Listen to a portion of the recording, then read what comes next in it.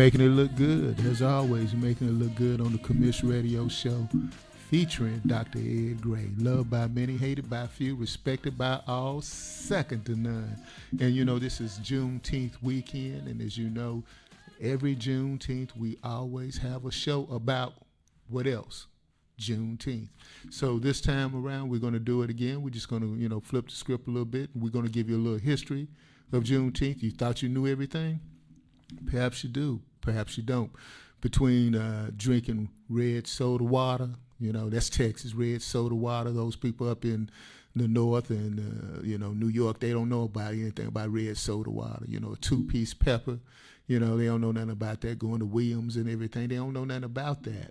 But I wanted to go ahead and tell you that Juneteenth is more than just that. It's more than just that. I know it's been a busy week for us all. I'm just going to go ahead and give you a couple of things that's going on in these United States of America. And as I'm looking at it try to rain in Fort Worth. I'm looking at it right now. It's trying to rain in Fort Worth. But, it's always sun shining right here in Texas because we lead the nation when it comes to Juneteenth. Because June 19th is a federal holiday, but it's always been a holiday in Texas. Now, my family moved to Texas in 1967, long time ago, and my mother had a difficult deal understanding what Juneteenth was because she saw it on the calendar, said Juneteenth. They were like, she said, don't you mean June 19th? Well, no, it's Juneteenth. There was a corruption of the English language by those who were enslaved, not slaves, because, see, we probably have more slaves today than we did back on June 19th, 1865, because being a slave is a condition. Being enslaved is a condition of oppression. So June 19th commemorates when it was read in Galveston, Texas, that the Emancipation Proclamation freed those slaves who were in areas of rebellion. Now, I'm going to drop it. Y'all say, you said, what does that got to do with my soda water? What does that got to do with my watermelon? What does that have to do with my chicken? It don't have a damn thing to do with it because it's not relevant. What is relevant is knowing the truth, and this is the truth. They say the truth shall set you free. And that's the reason why I posted on Facebook that, freedom is not the act of knowing. It is the act of expressing. See, those people who were enslaved on June 19th, 1865 was just as free on June 18th, 1865, and just as free on June 20th, 1865. See, they didn't have no place to go. They had no way to live their life. Now, check this out. I'm going to introduce a topic and drop. Just want to talk just a little bit about it. Just want to talk a little bit about what happened on June 19th, 1865. And I also want to do a point of privilege, if you will, about my family. See, my family was freed not on June 19th, 1865, but in April of 1865. And they knew that Lincoln had signed the Emancipation Proclamation. You saying, well, what's up with that? Well, it's very simple. What's up with that? Check it out. April 1865, in this place called Appomattox Courthouse, Virginia. No, not Appomattox Courthouse, but it's Appomattox Courthouse. That's the name of the town. Appomattox Courthouse, Virginia. Pretty close to Lynchburg, pretty close to that. Well, anyway, that's where General Robert E. Lee signed and surrendered to General Grant. So that means that guy that's on that $50 bill, that's the guy who actually freed my family from being enslaved. Because they weren't slaves. They were Africans that were enslaved by other people. So that's what happened. So these armies that came through, and each time these armies came through, they came to the plantations and they read the Emancipation Proclamation. So indeed, it was a rolling Emancipation Proclamation. It wasn't like you see on TV where someone go ahead and go like, wait a minute, hold on a second. Oh, damn, snap, we free. Oh, let me get the hell out of here. Let me get in my Lincoln and drive off. That's not the way that happened. That's not the way that happened. Everybody knew that Lincoln had signed it, but they couldn't enforce it. Because guess what? Those people who were enslaved, they didn't have no guns to overcome anything. The only people who had guns to overcome anything were those people who were actually fighting for freedom. That's another story I'm going to talk about. You know, about how we should change the name of the Civil War to the Emancipation War. It's a black thing you wouldn't be able to understand. But that being said, this is what actually happened. We had a rolling Emancipation Proclamation, rolling. So what ended up happening was that at every place the Union Army went, they read, a general read what Lincoln had said, that all of those people who were enslaved were henceforth free. Now, check this out. That meant that if you were a slave in, say, Maryland, about maybe 35 miles away from Washington, D.C., you were still a slave because they weren't in rebellion. But if you were in Texas, way across the United States, and they got a hold of you, then you were free. See, that's the whole hook.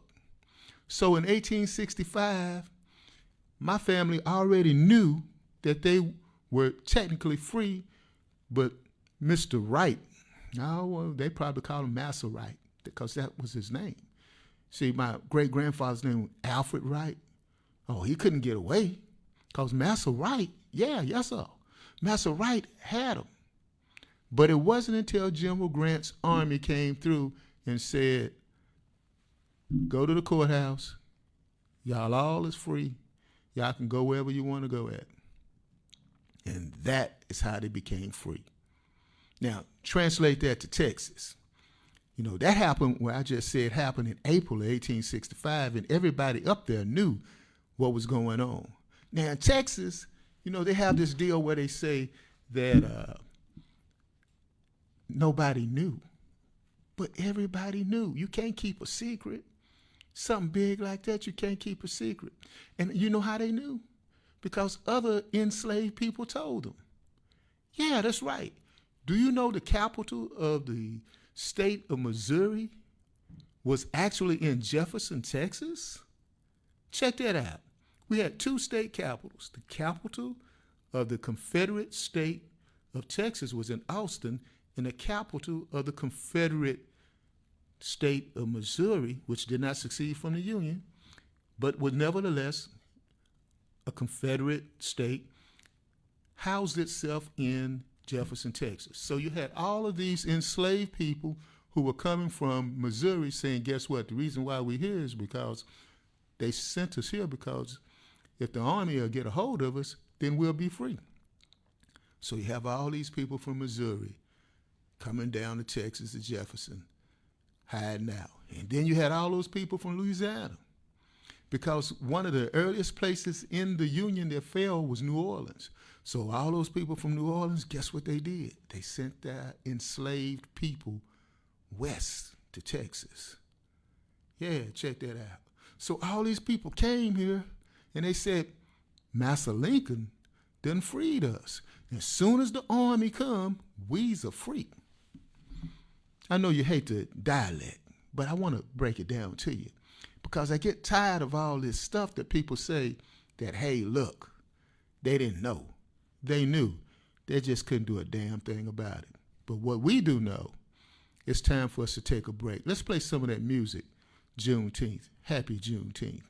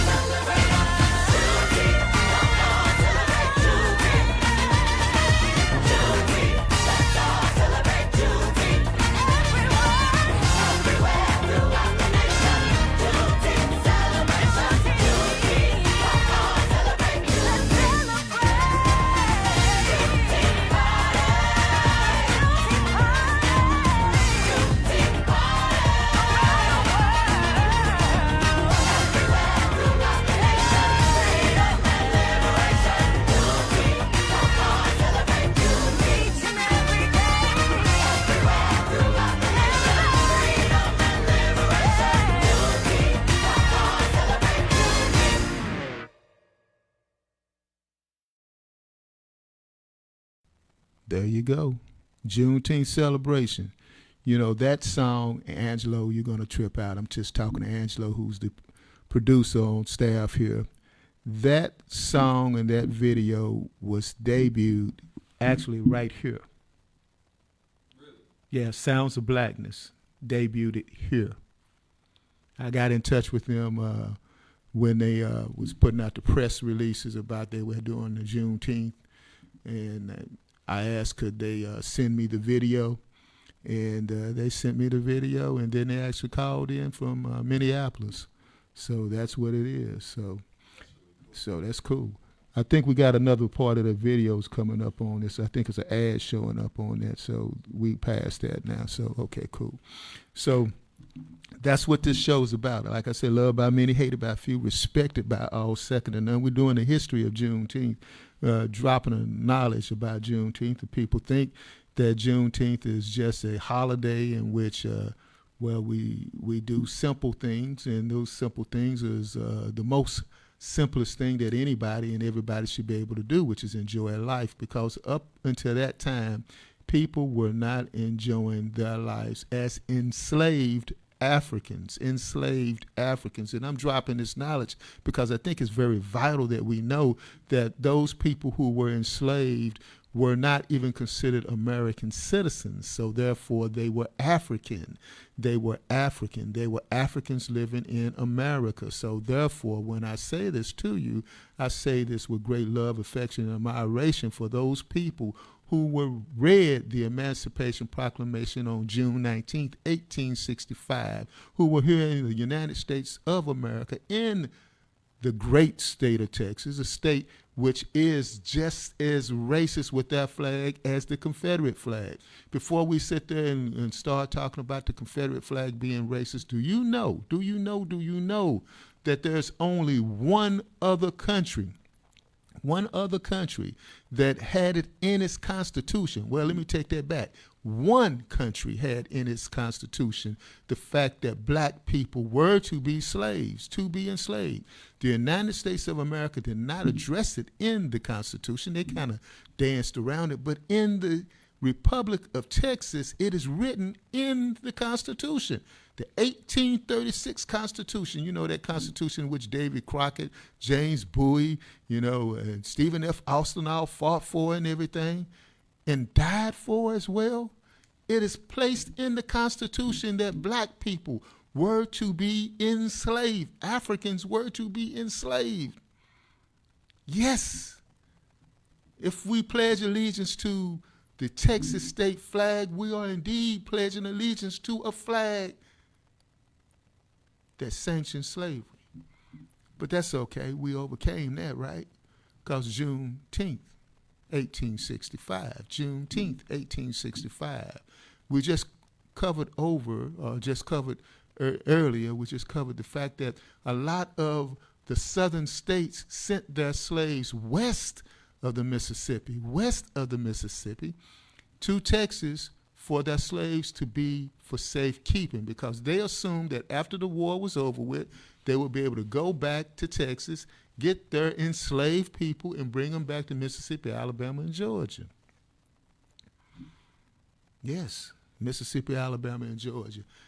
And since I'm looking over here, which is near where Oklahoma's at, let me not leave Oklahoma out. We've already picked on Louisiana for sending their slaves over. Let's go ahead and talk about the Indian Nation of Oklahoma, the land of the red man. They enslaved Africans too. That's the reason why they called them the 5 civilized tribes, the Choctaw, the Chickasaw, and also the Cherokee. They all had enslaved people. So when we always talk about I got a little Cherokee in our bloodline and everything, that probably meant, I ain't talking about nobody's family, because that's what you say, but that probably meant that somebody in your family was enslaved by somebody that was an indigenous American. We'll talk about that on another show. But when they read the Emancipation Proclamation, that freed the slaves in Galveston, Texas, and they came up here to Dallas too, freed them in Dallas, but it did not free any slaves that were in Tulsa. No, if you were enslaved and you were in Tulsa, that Emancipation Proclamation didn't mean a damn thing to nobody that was a Cherokee Indian, because they said this is Indian Nation. Check that out. You didn't know that, didn't you? Yeah, that's Juneteenth. See, Juneteenth ain't what you think it is, because it's more than just watermelon and soda, that kind of thing. It's a rolling emancipation, a rolling emancipation. But don't take my word for it. Don't take my word for it. Let's go ahead and listen to some people who were actually enslaved to see what they had to say about their condition. And then we'll come back and we'll talk about our condition today. Let's roll with it.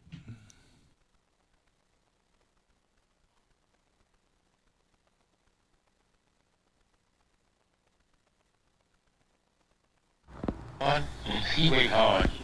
Worked hard. He worked hard. I worked hard. I'd get up at 4 o'clock and get my breakfast done. Just at dawn of day, I go to the field and we pick cotton. Mr. and Mrs. Haywood Jenkins of Sharkey County, Mississippi, have, between them, picked cotton for over a century.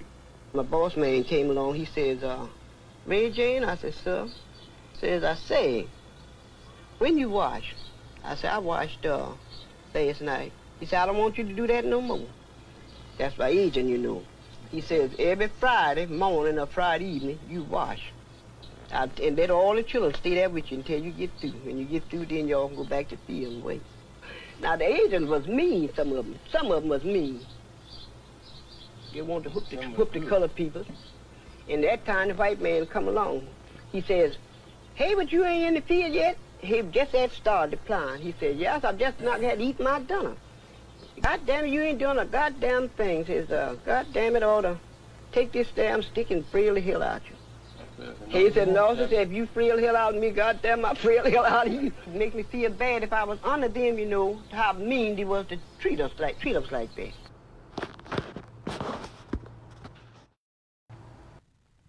And see, that leads us to another point.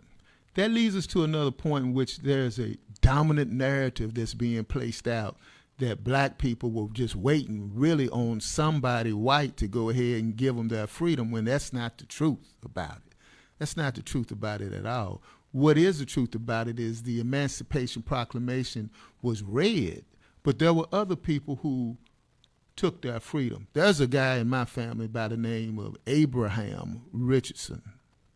Abraham Richardson. You know, he took his freedom. The reason why he took his freedom, he also took a new name, because he wanted to honor the person who gave him the knowledge, I guess you would say, on paper that he was free as an African in America. So he escaped from the plantation that he was living in. Correction. How could you live if you were enslaved? He escaped from the plantation that he was enslaved in. What? Correction. Plantation. No, it wasn't a plantation. It was a work concentration camp. We have to change the names of things. See, this is where I'm trying to get you to go and see. If we change the names of things, then we express our freedom there. Because when we express our freedom there, we're changing the narrative. So now we're saying, no, it is not a plantation. It's a work concentration camp. I don't think Hitler had a plantation. They had concentration camps. They worked people to death in those concentration camps, and they also exterminated them. How is that different from here? It's not different. Did you hear what the sister said? Did you hear what the brother said? That's what happened here. Freedom is knowledge. It's not just about knowing it. It's about expressing it. Once you express that, that's what happened in the movie Glory. You remember the movie Glory? From several years back, Glory, in which enslaved Africans took up the gun to get their own freedom. And they said, I'm fighting for my freedom. They did not say, I'm fighting for the Union. They did not say that. That was a way in which Mr. Lincoln got more troops. Give them something to fight for and they will fight. That's what Frederick Douglass said. And they fought. And we've been continuing to fight. The fight has always been there. So now let's go back. 1865, they read the Emancipation Proclamation. They read the Emancipation Proclamation in Galveston. Why Galveston? Very simple, folks. It wasn't because they were going to be on the seawall and they decided to read it, because that is where the Union troops landed. They had several battles in Galveston. The popular narrative is that there were no fights, there were no battles in Galveston. They actually had 2 or 3 of them. So when the Union troops landed in Galveston, they took over the military installation in Galveston, and that's where they read it. And from that point on, the Union troops went into the mainland of Texas, and as they went into the mainland of Texas, they started reading it everywhere they went. And that is how we got Juneteenth. Yeah, that's how we got Juneteenth. A rolling proclamation, a rolling Emancipation Proclamation. It's great pride comes with that. The pride that comes with that is when you know what happened. And you also know that 250,000 Union troops that were African American, actually fought to get their freedom. They did more than just wait for the proclamation to be read. And keep in mind, that was something that was very, very radical. Because black people were never given the right to carry a gun. You didn't give a black person the right to carry a gun. As a matter of fact, that's how we got our police force. It was to make sure that Africans stayed on the plantation. That's how we got our National Guard.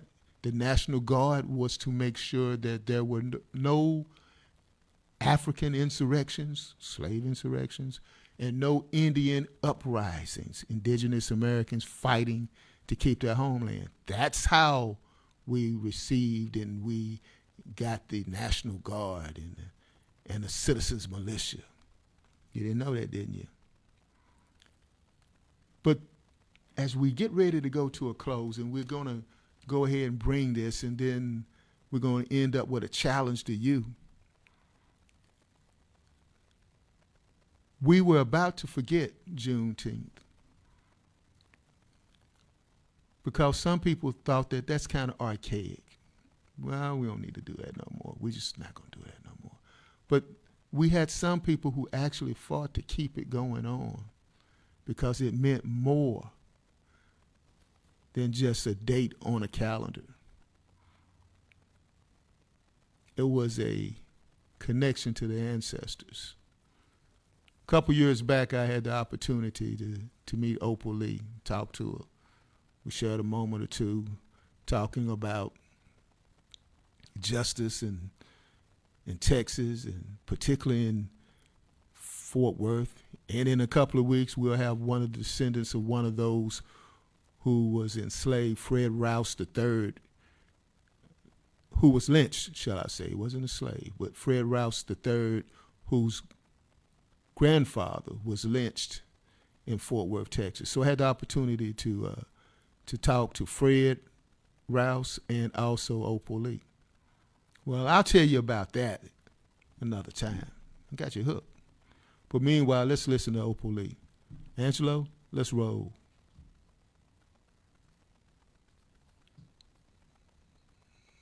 Finally tonight, America Strong, the grandmother of Juneteenth. Tonight, Americans across the country honoring Juneteenth. Volunteers planting flowers in Pittsburgh. Students gathering at the Capitol in Madison, Wisconsin. Juneteenth is the first federal holiday to be named since Martin Luther King Jr. Day in 1983, and it remembers Freedom Day for American slaves, when federal troops set free the last remaining slaves in America in Galveston, Texas, who had no idea they had been freed years before. And one of the Americans fighting for decades for this recognition, 94-year-old Opal Lee from Fort Worth, Texas. Her home was set on fire by white rioters on Juneteenth, 1939. And so for years now, Opal Lee has been walking 2.5 miles on Juneteenth, raising awareness for the 2.5 years it took for news of freedom to reach all the slaves. Speaking before lawmakers, petitioning Congress, delivering more than 1.5 million signatures to make it a holiday, even walking an astonishing 1,400 miles from her home in Fort Worth, Texas to Washington, D.C. for 4 months to plead her case. I'm really a little old lady in tennis shoes getting in everybody else's business, and I'm having a good time doing it, too. And this week, when President Biden signed Juneteenth into law, Opal Lee was right there. Kamala Harris, the first black vice president, holding her hand. The president inviting her to the White House, kneeling before her. She's made it her mission to see that this day came, to make this day possible. Tonight, Opal Lee and her message. I just know that the time has come for us to work together. Sure has. An amazing woman. And be sure to watch tonight, Juneteenth, Together We Triumph, a Soul of a Nation special event. It airs tonight at 9 p.m. Eastern here on ABC. I'm Whit Johnson in New York. Have a great night. Hi, everyone. George Stephanopoulos here. Thanks for checking out the ABC News YouTube channel. If you'd like to get more videos, show highlights, and watch live event coverage, click on the right over here to subscribe to our channel. And don't forget to download the ABC News app for breaking news alerts. Thanks for watching.